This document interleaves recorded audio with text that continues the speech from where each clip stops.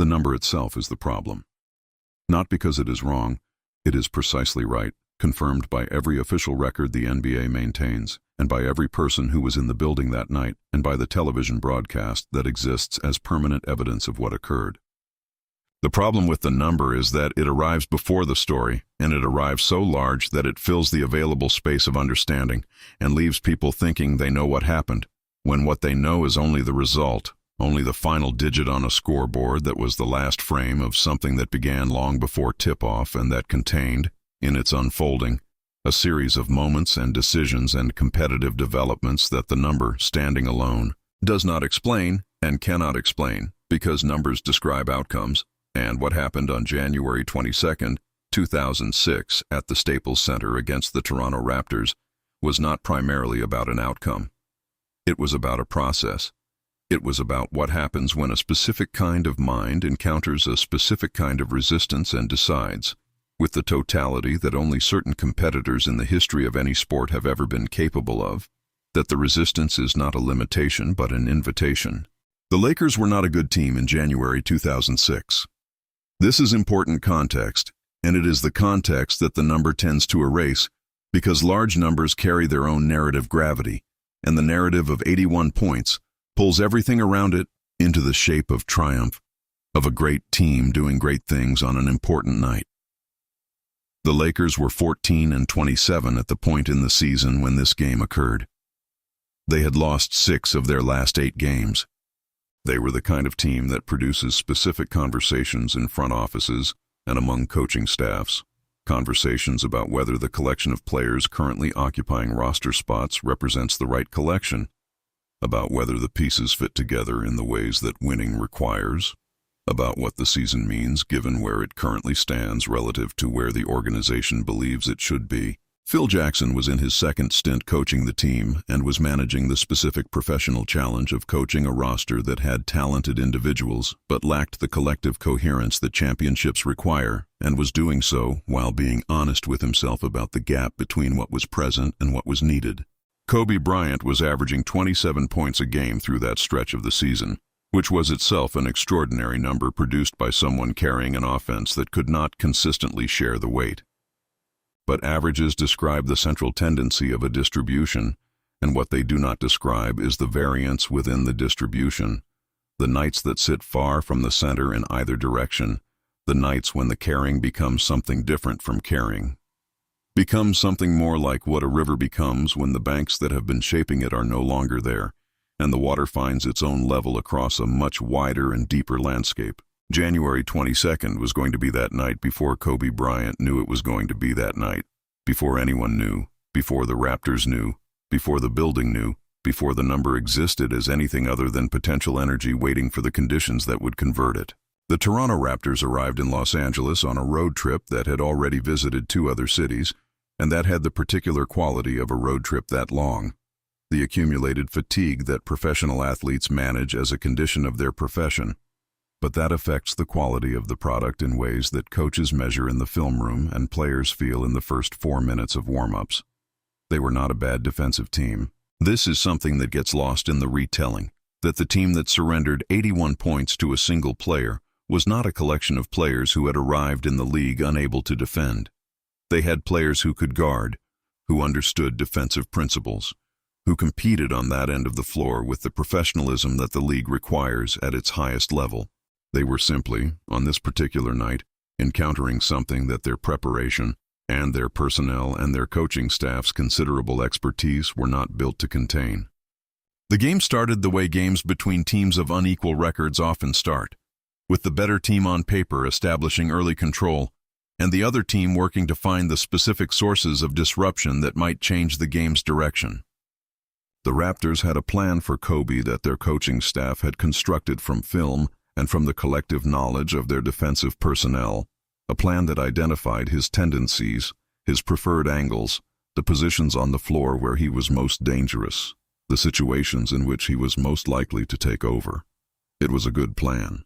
It was the kind of plan that works against most players and that works against elite players some of the time, and that works against Kobe Bryant on nights when Kobe Bryant is in the range of the distribution that averages describe. This was not going to be one of those nights, and the plan was going to discover that in the first quarter. He had 14 points at the end of the first quarter.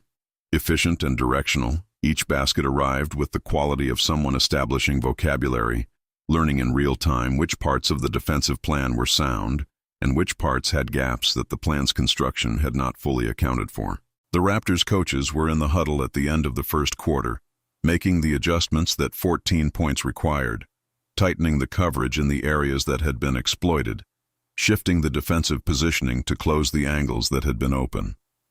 They were doing their jobs correctly.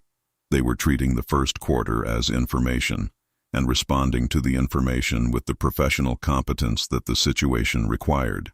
What they were not accounting for, what their adjustments did not include a variable for, was that Kobe Bryant was also treating the first quarter as information and responding to the information he had gathered about their defense with a precision that their adjustments, however sound, were going to be insufficient to address.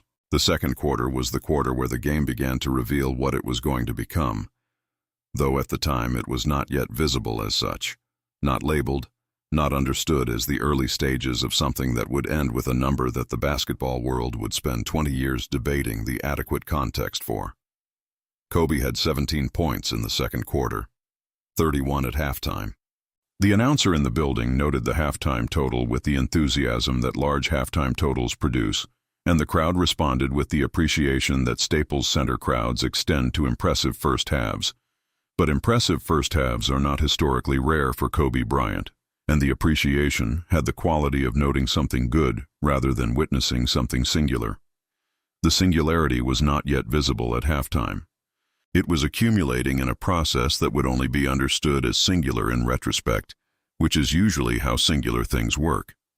In the locker room at halftime, Phil Jackson said what needed to be said about the defensive breakdowns and the rebounding positions and the second half adjustments, and then he looked at Kobe with the look he had developed over years of coaching him, the look that contained within it the entire compressed history of their relationship and all the things that history had taught Phil about when to speak and when to let what was already in motion continue in motion without the disruption of instruction.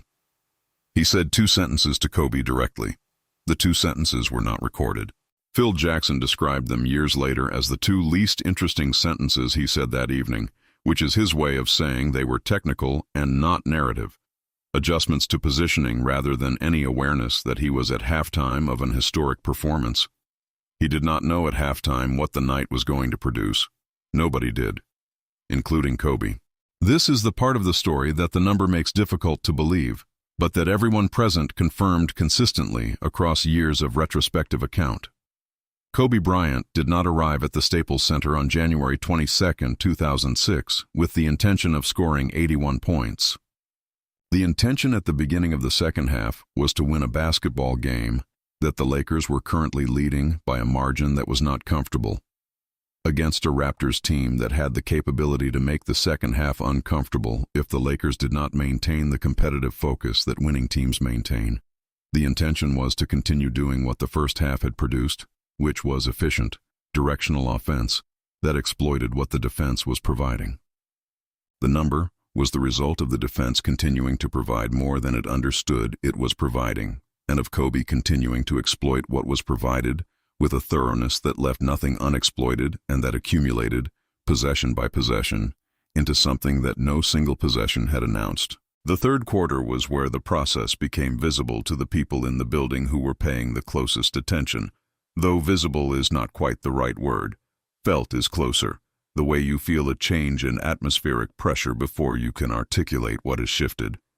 He had 20 more in the third quarter, 51 total.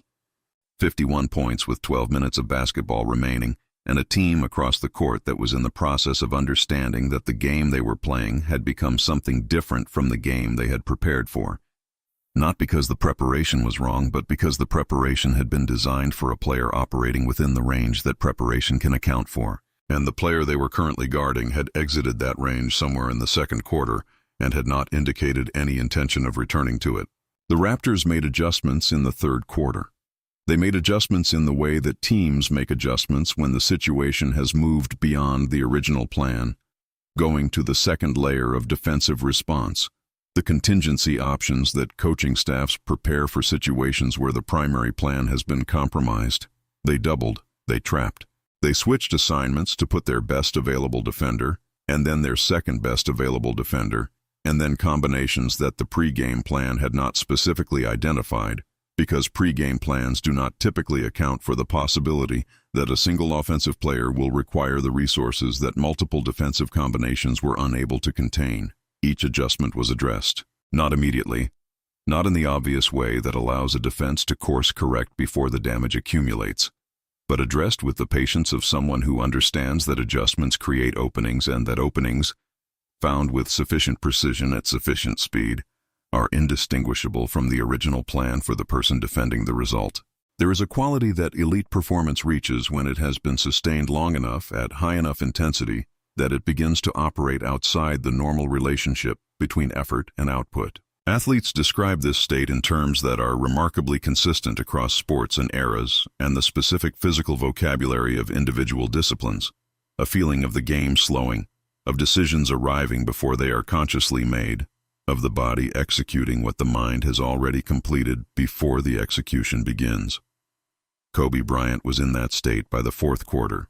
The people on the court who were guarding him felt it before they named it, felt it in the specific quality of his movement between possessions, in the way his eyes moved through the defensive structure at a speed that their positioning could not match, in the sense that they were responding to decisions he had already made rather than contesting decisions he was in the process of making.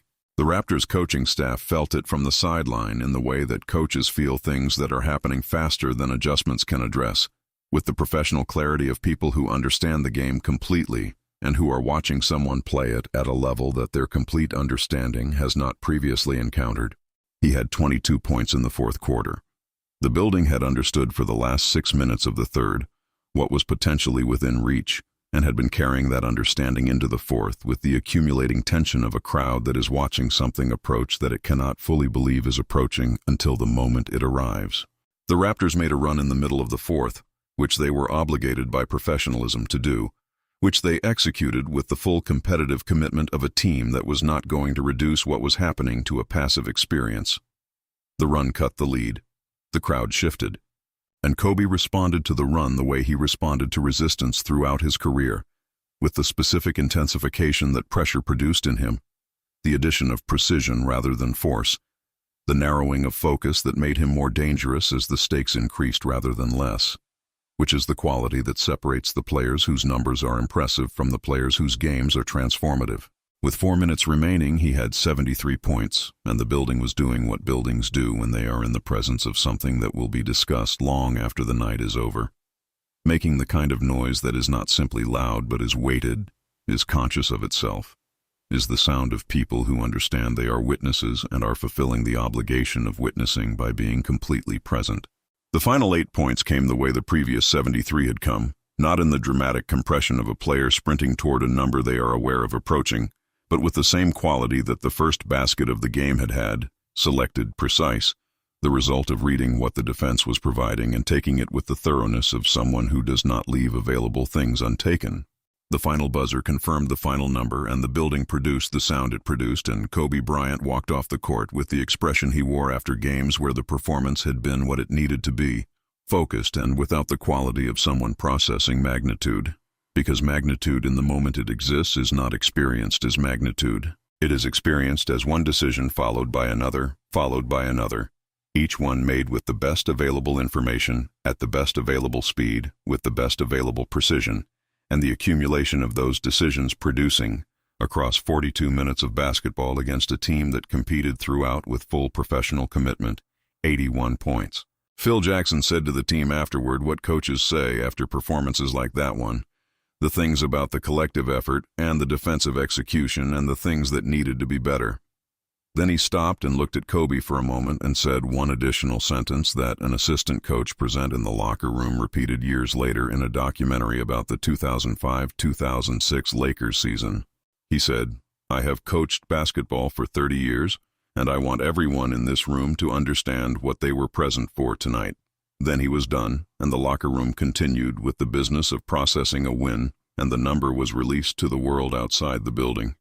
and the world outside the building began the long process of trying to understand it, which it is still engaged in, which it will likely always be engaged in. Because 81 points in a single NBA game is not the kind of fact that resolves into complete understanding the way most facts do. It remains open. It remains resistant to the framework that sports provides for categorizing extraordinary things. It sits in the record like an object that belongs to a different set of physical laws than the objects around it, explainable in its components and inexplicable in its totality, which is exactly what it was and exactly what it will remain for as long as there is a record to contain it.